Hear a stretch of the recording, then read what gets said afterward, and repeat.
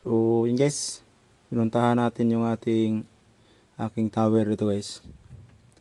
So meron tayong ito yung pure DC na dalawang solar. Yan. So ayan siya. At saka ito yung isa. Ayan guys, yung ating battery kinakain ng anay. Ito yung problema natin, pero sa ngayon lagyan na natin ng paraan. Parang lumulobo yung battery natin guys.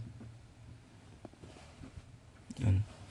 Sana hindi siya lumulobo. Yan. Ayan siya. Kasi kinakain siya ng anay. Ano po ito? 200 Ah po ito. 12 volt prismatic battery. Ayan guys, oh. Ayan, 4.2. 4.2, so puno na siya. Float na siya. Ayan guys, so ito yung lagyan natin ito ng sariling wifi natin dito. Dahil para maka internet ako dito pag pumunta ako dito guys. Ayan. Ayan yung BOA splitter. Ayan. Ayan guys, na ano kasi guys, na sunog. Kasi yung ibang mga cable, yung ibang na kalimutan kong bunutin. O meron itong power. So nabasa sa taas, may tubig. Dumadaloy dyan. Kaya nasira yung ubang port dyan ng POA. So ngayon binunot ko na siya. So nabisurbahan ko dahil yung isang antenna ko dito ay na-disconnect yung kanyang connection. So yan. Yan yung ating power beam. 620 po niya guys. Yung power niya 5AC 620. Ang antenna tatlong lap GPS. Yung isang lap GPS yung may problema. So ito yung problema natin sa P2P guys. Pag mag-lock ko yung antenna. So may dalawang solar panel tayo dito. Yung isa is 200 watts. Yan yung 200 watts. At saka yung isa is ano po ito? 335 watts. Yung isa nito. So matagal na po itong solar panel na ito guys. So yung maganda sa solar panel dahil matagal natin siyang gamitin. So train na po itong mga solar na ito. Noong unang labas pa ito ni train na ganito kalaki guys. Okay siya. Palaging puno yung ating dito source. Ito nasunog ito ng kidlat. 150 watts ito guys. Malakas din ito dati guys. Yan. So nasunog siya ng kidlat na dali yung mga diode. So bala ko sana bilhan ng diode guys para magamit ulit. Pero nawala na yung litra niya. Yung diode. So susubukan kong mag-order doon sa Shopee. Baka may revive pa ito. Pero pag hindi na ito ma-revive guys, ano ito, gawin ko na lang itong lamisa para mapakinabangan siya. Dahil kaunting panahon lang ito nagamit ko guys. Natamaan kasi ng kidlat dito. Nadama yung solar panel. Ayan. Kaya yun siya. Yung isa okay siya. Hindi siya nadamay. Mga controller lang yung nadamay kaya pinalitan natin yung controller. So yun yung problema natin dito guys sa mataas na area. Pag mayroong mga kidlat.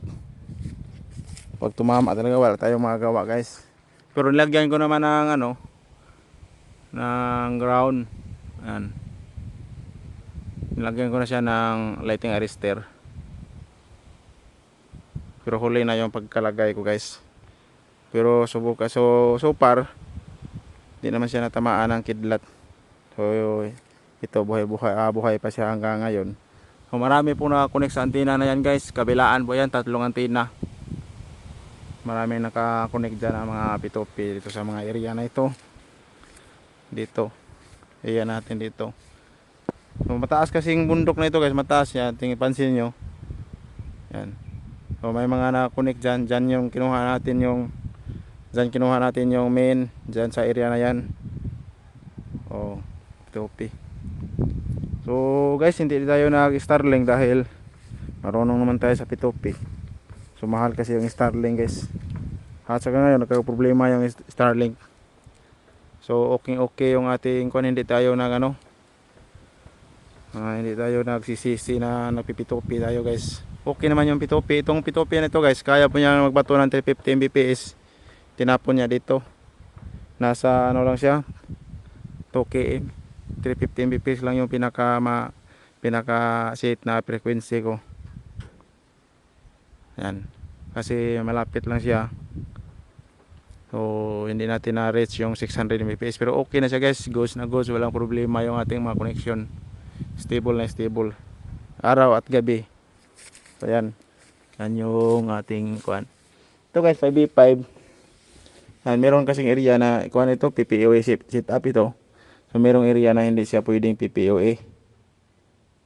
Dahil yung kanilang router ay ano, ipon or ganito yung mga router nila. Tapos wala siyang sa upstream, kaya ang ginawa ko, nilagyan ko dito ng main router at saka dito ko sinaksak yung lahat ng mga naka DHCP na set up natin na Office Wi-Fi. Ayan guys, so ano, sinusubukan ko ngayon kung okay na yung itong cable nito guys ay ano, nilipat ko dito kasi dito siya nakalagay dati. Nilipat ko siya dito. So ano, obserbahan ko kung hindi na siya magre-disconnect. Yun yung problema natin guys sa mga wireless. So kailangan natin talaga ng maintenance para masubok natin yung kuan. Maraming mga tae ng butiki dito. Yan. So paano, napapasok pa rin ng butiki kahit ano nilagyan natin ng mga kuan. Siguro yung mga maliit na butiki nakapasok dito siguro. Nakapasok yung mga maliit na butiki. Ayun. Ayan yung update natin dito guys sa ating P2P. So far so good po ito. Na-install ko ito noong 2022 po. 2022 yung area na ito na-install ko. So yung battery natin is nasa ano lang po ito. Wala pa itong 2 taon. Bago lang itong, kasi yung dating battery natin, pinalitan natin yung gel type. Pinalitan natin ng Life of 4 na prismatic.